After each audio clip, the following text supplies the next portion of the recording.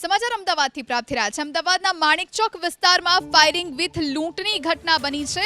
વેપારી લૂંટાયો છે। ફતાશા પોળમાં સોની હિંમતલાલ શંકર લાલજી પેઢીમાં લૂંટ થઈ।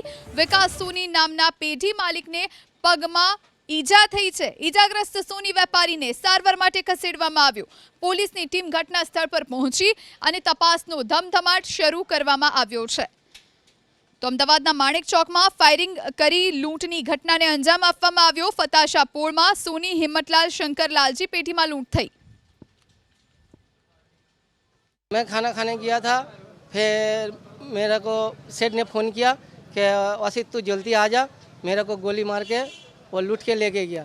फिर मैं भागता हुआ आया हूँ, आके देखा तो सोई में गोली लगाया, पग में लगाया इधर, और खून हो गया, चारों बाजू खून भर गया था। फिर मैंने आया, फिर उसको लड़का को फ़ोन किया, फिर मैंने सेठ को बोला कि आपका भाई इधर है, आपको भाई को फ़ोन करो।